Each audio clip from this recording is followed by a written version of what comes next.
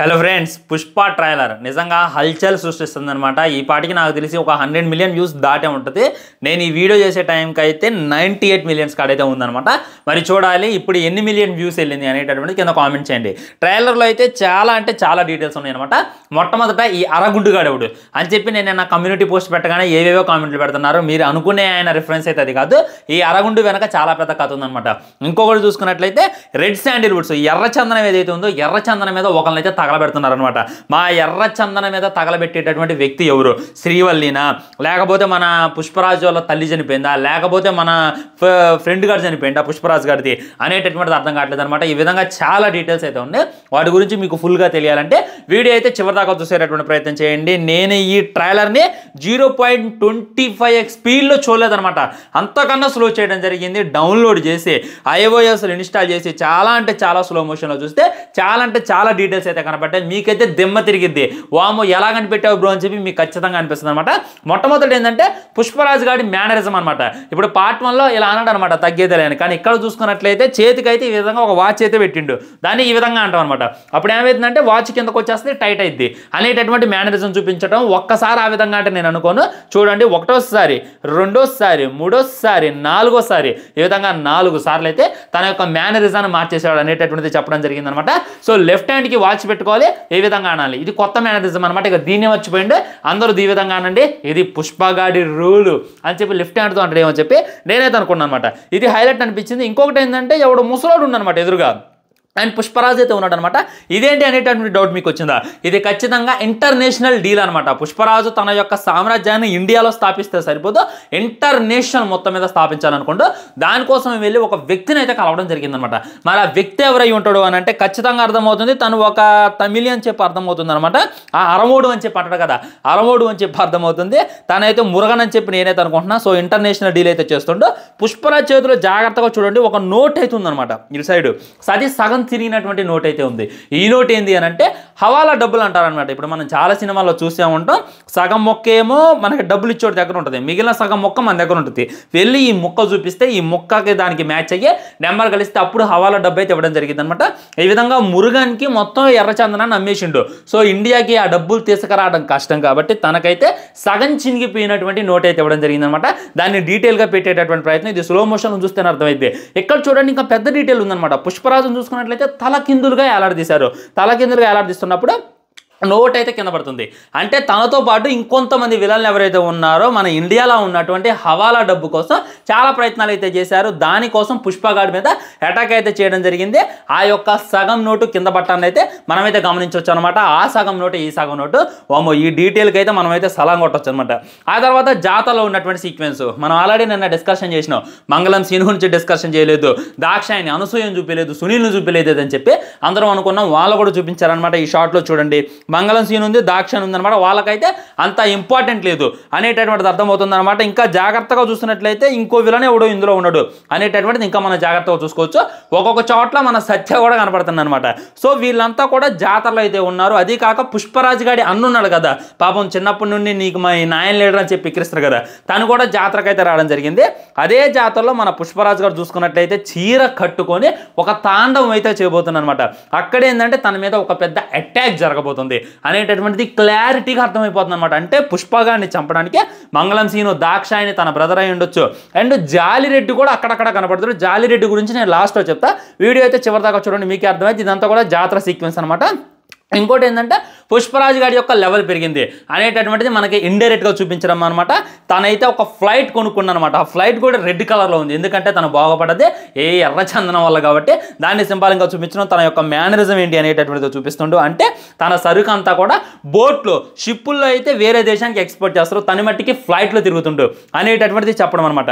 And ఇక్కడ చూసుకున్నట్లయితే ఈ టిప్పర్లో ఇవన్నీ క్రేన్లన్నీ కలిసి ఎర్రచందనాన్ని అయితే లేపుతున్నాయి అనమాట. ఇది ఒక కొత్త ట్రిక్ అనమాట.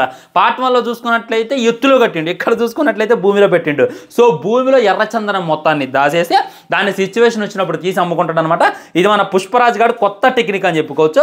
సో తన డబ్బు పెరిగింది కదా, దాంతోపాటు నా బ్రెయిన్ కూడా పెరిగింది అనేటటువంటిది. ఇక్కడ చూసుకున్నట్లయితే జనాలు వాడు మూడింటిని ఎక్స్పోర్ట్ చేయడం అయితే మనం చూడవచ్చు అనమాట. ఒక్కొక్కడు 2-3 శాండిల్స్ని లేపుతున్నారు. అంటే ఇవి చాలా వెయిట్లెస్ అని చెప్పి ఇంకా క్లారిటీగా మనకి చెప్పేటటువంటి ప్రయత్నం. ఈ సీన్ ఎప్పుడైతే నిజంగా విజిల్స్ అయితే ఘోరంగా పడతాయని చెప్పి నేనైతే అనుకుంటున్నా ఫ్రెండ్స్. ముఖ్యంగా ఇక ఈ సీన్ దగ్గరికి వస్తున్నాను నేను. నేను ఎర్రచందనం మీద ఎవరినో తగలబెడుతున్నారు, ఎవరై ఉంటారు? మీరు ఒక షార్ట్ అబ్జర్వ్ చేసినట్లయితే అరగుండోడు చెప్పులు మాల వేసుకొని కనబడుతుంది అనమాట. సో ఆయన ఈ విధంగా ఇంటర్వ్యూలో మాట్లాడడం లైఫ్ లో చాలా ట్విస్ట్ అండ్ టర్న్స్ తీసుకొస్తుంది. ఏం మాట్లాడిండో విన్నారా? పుష్పరాజు సినిమాలో నేను ఒక మంచి క్యారెక్టర్ అయితే వేశాను, దాని తర్వాత ఒక పెద్ద ట్విస్ట్ అయితే ఉంటుంది, తన లైఫ్లో టర్న్ అయితే ఉంటాయి అనేటటువంటిది తనైతే ఇంటర్వ్యూలో అయితే మాట్లాడడం జరిగింది.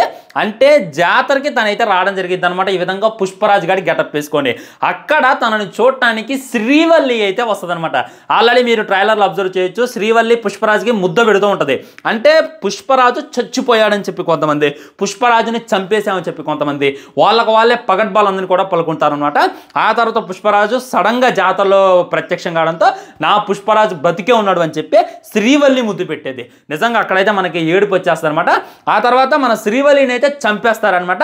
వీడైతే చంపేయడం జరిగింది. వీడు చూసుకున్నట్లయితే జాలిరెడ్డి మనిషి అని చెప్పి క్లారిటీగా అర్థమవుతుంది. చంపేసిన తర్వాత తన్ను తీసుకెళ్ళి ఈ విధంగా తగలబెట్టడం అయితే మనం చూడొచ్చు అనమాట. అక్కడ పుష్పరాజు ఎక్కడ ఉన్నాడు బ్రో అంటే ఇక బ్యాక్ సైడ్ జాగ్రత్తగా చూడండి, మొత్తం పుష్ప అండ్ టీం ఉందన్నమాట. చాలా మంది గొడుగులు అయితే వేసుకొని ఉన్నారు. సో మ్యాక్సిమం ఇందులో అయితే రష్మిక చచ్చిపోదు ఫ్రెండ్స్.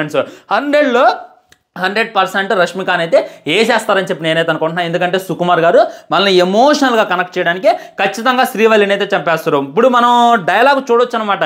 ఈ లోకం మొత్తం మీద భార్య మాట ఇంటే ఎలా ఉంటుందో ఈ లోకానికి చూపిస్తూ ఉంటాడు. అంటే ట్రైలర్ ముందు నుండి మనకి తనకు ఇంపార్టెన్స్ ఏంటి అనేటటువంటిది తెలియజేయడం అనమాట. ఇప్పుడు శ్రీవల్లి అనేటటువంటిది పుష్పరాజు గారి లైఫ్లో చాలా ఇంపార్టెంట్, ఆమె లేని మన పుష్ప కూడా ఉండలేడు అనేటటువంటిది అంతా కూడా మనకైతే కనెక్ట్ చేసేస్తారు అనమాట. ఆ తర్వాత శ్రీవల్లిని అయితే చంపేస్తారు. ఇదైతే 100% జరిగేటటువంటి అవకాశం ఉంది. ఎందుకంటే ఇప్పుడు మనం రంగస్థలం సినిమా చూసినాం అనుకోండి, అందులో ఏముంటుంది తెలుసా, తన అన్న యొక్క కుమార్ బాబు ఇంపార్టెన్స్ ఏంటని చెప్పి మనకి ముందు నుండి చూపిస్తారనమాట. అసలు కుమార్ బాబు లేదే సినిమా నథింగ్ రా అనేటటువంటిది మన మైండ్లోకి వచ్చినప్పుడు కుమార్ బాబుని వేసేస్తారు. ఆ తర్వాత మనం షాక్లోకి వెళ్ళిపోతాం, ఇదేంట్రా మెయిన్ క్యారెక్టర్ చచ్చిపోయినని. అదేవిధంగా తన యొక్క భార్యకి ఎలివేషన్ ఇస్తూ శ్రీవల్లిని అయితే సాగనంపడం జరిగింది అనమాట. ఇది కూడా చాలా బాధగా ఉంటుంది అనమాట. ఒకసారి అర్థం చేసుకోండి ఎమోషన్స్ ఏ రేంజ్లో ఉంటాయో. సో శ్రీవల్లిని చంపేసిండు, శ్రీవల్లిని ఏదో చేయబోయింది కాబట్టి వీడికి అరగుండు కొట్టించి ఈ విధంగా చెప్పులతో ఊరేగించడం జరిగింది అనమాట. గాడిద మీద కూడా ఊరేగిస్తారని చెప్పి నేనైతే అనుకున్నా. అండ్ ఈ షాట్ చూడండి, శ్రీవల్లికి పుష్పరాజు ఎంత ఇంపార్టెన్స్ ఇస్తుండో అనేటటువంటిది తెలియజేయడం అనమాట. ఎప్పుడు చేత్తో ఈ విధంగా అనుకునేవాడు, కానీ ఇప్పుడు చేత్తో ఈ విధంగా అంటే మంచి చేసింది అనమాట. కొత్త మేనరిజం వచ్చింది కదా. సో తన యొక్క ఎంత ఇంపార్టెంట్ ఉందంటే తన కాలుని తీసుకెళ్ళి గడ్డ మీద పెట్టుకున్నాను అనమాట. ఇక్కడైతే సలం కొట్టొచ్చు అల్లు అర్జున్కి. ఎలాంటి సీన్ చేయాలంటే అంత ఈజీ కాదనమాట. నేను మన నారపుంది కదా, ఆల్రెడీ ధనుష్ గారి సినిమా చూసిన. సో అక్కడ ఏం జరిగిందంటే మన యాక్టర్స్ అంటే వీళ్ళు డైరెక్ట్గా కాళ్ళ మీద పడలేదంట, డూపుల్ని పెట్టించి మరి కాళ్ళు పట్టుకునేలా చేశారంట.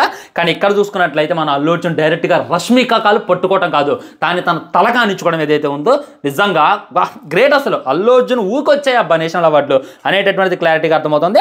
So important of Rashmika Mandanna అనమాట. సో తన భార్యతో ఆడేటటువంటి సరసాలు చూడవచ్చు అనమాట. ఇక్కడ హగ్ చేసుకుంది. ఆల్రెడీ నేను దీని గురించి మీతో డిస్కషన్ చేసిన అనమాట. మోస్ట్లీ ఇందులో చాలా మంది ఇంపార్టెంట్ అనుకుంటున్నారు, నాకైతే అంత అన్ఇంపార్టెంట్ అనిపించింది అనమాట. మన శ్రీలీల డ్యాన్స్ అనమాట, అదిరిపోయింది అనుకోండి డ్యాన్స్. చాలా మంది ఇది పెట్టుకొని వావ్ అంటున్నారనమాట. ఇక్కడ పుష్పరాజు మరియు శ్రీలీల కలిసి గట్టి చిందేయబోతున్నారు అనేటటువంటిది క్లారిటీగా అర్థమవుతుంది. ఇది ట్రైలర్లో చూసుకున్నట్లయితే వరుసగా వచ్చేస్తాయి అనమాట. ఇవన్నీ ఒక ఎత్తు. మళ్ళీ విలన్ దగ్గరికి నేను వచ్చేస్తా చూడండి. బన్వర్షన్ షికావత్ మళ్ళీ అటాక్ చేయడం జరుగుతుంది అనమాట పుష్పరాజు గారి మీద. చూసుకున్నట్లయితే తను అటాక్ చేసేటటువంటి సిచ్యువేషన్లో తను పోలీస్ డ్రెస్లో లేడు, ఆర్మీ డ్రెస్లో ఉన్నాడు, మిలిటరీ డ్రెస్లో ఉన్నాడు. అంటే తను పోలీస్గా ఉండి పుష్పరాజు కానీ ఏమీ పీకలేకపోతున్నాడు. ఇప్పుడు పోలీసులకే కొద్దిగా వంటిగా ఉంటాయి అనమాట పరిమితులు. సో నేను ఆర్మీగా ఎదగగలిగితే ఇంటర్నేషనల్లో జరిగేటటువంటి స్కామ్స్ ఆపగలుగుతా అని చెప్పి ప్రెస్టేజ్గా తీసుకొని తను వెళ్ళి మళ్ళీ ఆర్మీ అయ్యి తిరిగి రావటం, పుష్పరాజు గారి మీద మాటికి దాడి చేయడాన్ని అయితే మనమైతే అబ్జర్వ్ చేయొచ్చు అనమాట. మీరు ఇక్కడ చూడొచ్చు పుష్పరాజు తన యొక్క సరుకుని బోట్ల మీద షిప్ల మీద ఎలా తరలిస్తుండు అనేటటువంటిది. ఎక్కడే తన నోట్ అయితే కోల్పోతారు అనమాట. మళ్ళా చూసుకున్నట్లయితే బన్వర్షన్ షికావత్ దాడి చేయడాన్ని మనమైతే అబ్జర్వ్ చేయొచ్చు ఈ షాట్లో అనమాట. సో ఈ విధంగా కుప్పలాది డీటెయిల్స్ వన్ అండ్ ఓన్లీ ట్రైలర్లో అయితే పెట్టడం జరిగిందనమాట. మీ కామెంట్ ఏంటి? మ్యాక్సిమం ఇదే ఉంటుంది ఫ్రెండ్స్ స్టోరీ. శ్రీవల్లి అయితే చనిపోద్ది, ఆ తర్వాత కేశవ్ అయితే హ్యాండ్ ఇచ్చేటటువంటి అవకాశం ఉంది, లేకపోతే మంచిగా ఉంటాడు అనమాట. అదైతే మనం చెప్పలేం. బన్వర్షన్ షికావత్ చావుతో ఉన్న, బన్వర్షన్ షికావత్ పశ్చాత్తాపంతో ఉన్న సినిమా అయితే ఎండ్ అయితే పుష్పరాజు గారు చనిపోతారా లేదా అనేటటువంటిది చూడాలి. మ్యాక్సిమం హీరో అయితే చనిపోడు, హీరోకి ఇంపార్టెంట్ క్యారెక్టర్ ఎవరైతే ఉన్నారో వాళ్ళు చనిపోతారని చెప్పి నేనైతే అనుకుంటున్నాను. ఇది నేను ట్రైలర్ చూసి అబ్జర్వ్ చేసింది. మరి మీరు ఏం అబ్జర్వ్ చేశారు అనేటటువంటిది డెఫినెట్గా కింద కామెంట్ చేయండి. వీడియో లైక్ చేయండి, షేర్ చేయండి, ఛానల్ సబ్స్క్రైబ్ చేయండి. వన్య మాత్రం జై హింద్, నమస్కారం. చాలా కష్టపడ్డా ఇది కనిపెట్టడానికి. మీ సపోర్ట్ నాకు ఇస్తే చాలు, అంతకుమించి నాకేమొద్దు.